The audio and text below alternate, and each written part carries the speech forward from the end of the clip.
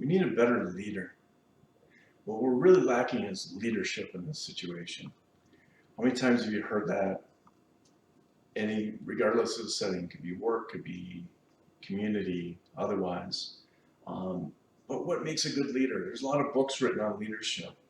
I was having a discussion with a friend recently, and we were sitting across the picnic table outside, and this conversation happened, and they said, "Well, Perry, what makes a good leader?" And I kind of stumbled with it, and I knew what I was thinking. I hadn't had it crisp. I went and dug back my own thoughts, my own experiences, but I also looked in books and on the web, and I didn't like what I was finding in those other sources. So here's uh, my opinion of what a good leader needs to have, because you can have, I believe, leaders with or without these traits. There's certain traits that get talked about, but kind of like everyone has those. But what distinguishes a leader from just a member of a team? I think a big one is vision. They need to have a confident vision of a future state that they're trying to bring an organization or team to. Um, yeah, I mean, other people don't necessarily have to have a vision, but a leader has to. If you're not visionary, then you're really just managing the status quo, and you're really not a leader. You're a manager, and that's okay. But that vision, I think, distinguishes a leader from just a normal, everyday employee.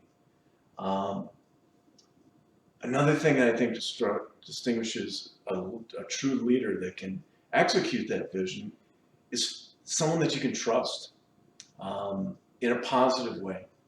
How do you build that trust with your team so they believe your vision, believe you, and will follow your guidance on there?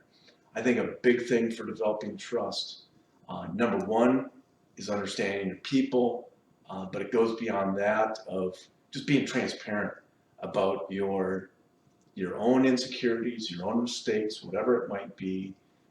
But again, hell or high water, we're still moving forward with this. So I think developing trust with your team, and that's ongoing. You don't just get it in rest. There's always new members of the team. There's new projects. There's new visions. And each new vision is a new opportunity to develop trust. One that I don't hear talked about a ton, but is alignment. I think you need to have employees, that are aligned with your vision, um, but it's not by force, it's by understanding their skill sets and putting them in a position of things they do well that they're interested in that aligns to the vision. It's not aligning people to it, it's making sure they're in a role that makes that alignment happen. It's also making sure the vision and all the other things that are going on meets the company needs, meets customer needs. That's another piece of the alignment. And I think it goes back to vendors as well. So I think that alignment piece, aligning people together to their strengths, to their interests, to what really gets them going is a huge part of a leader. Leaders can ignore that alignment. They can also not have the trust and transparency, but I think that makes them a pretty weak leader. You're not going to have that following like you should. I've done these things with teams, and it just makes a big difference. It takes time, but it does get there. I think a leader also makes decisions, not afraid to make decisions. It's not just vision and sit back and let them work out the details. Yes, allow your team the authority to make some choices and decisions along the way. That's part of it, not just being the micromanager per se. But there could be times to shift a vision based on new input, changing conditions, um, and not be afraid to step up and do those things. If we need a new org chart, if we need a realignment of the organization itself, make those decisions, step up when needed. And again, leaders can be any level, or to a degree, any level of an organization. But allowing the team to make some decisions, but not being afraid to step up when it's actually vital to the team to move forward, when you just know they're not in a position to do that. The other thing, and this could be maybe a little controversial, but is motivation. I think some leaders, hey, we pay them a good salary, they should be motivated, or they already make a lot of money, or They really like this stuff. You know, they should be absolutely motivated. I don't think that's the case. I don't think a leader has to be a rah-rah person, you know, just cheerleading and jumping up and down, pumping the fists all the time.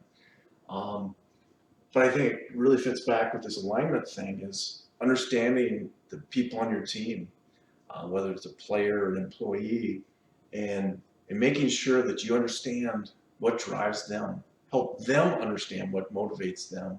So when you're not looking, they're still motivated. Because if you're rah-rah, it's only when you're there that you're motivated, they're motivated. So I think part of it's just aligning them with what they do well that supports the vision, but understand them as people. And if you understand those as people, that fits into the trust as well. There's certain leaders, again, that don't think they're responsible for motivation. I think their teams suffer from that. There's countless examples I can think of. Other leaders that, again, sit back and just, hey, team, it's yours from here on out. I don't think that's a very good leader. I think there's limits to that leadership. But there's some that believe in the opposite of all five of these. But I think if you align in a positive sense with all five of these, you're going to be a powerful leader that will make a much bigger impact. If you would like to bring some of these leadership traits, concepts to your organization, to your product development team, to your basketball team, call Superior Solutions. We'd love to help you understanding the concepts and the tools, techniques behind these to really make them excel in practice.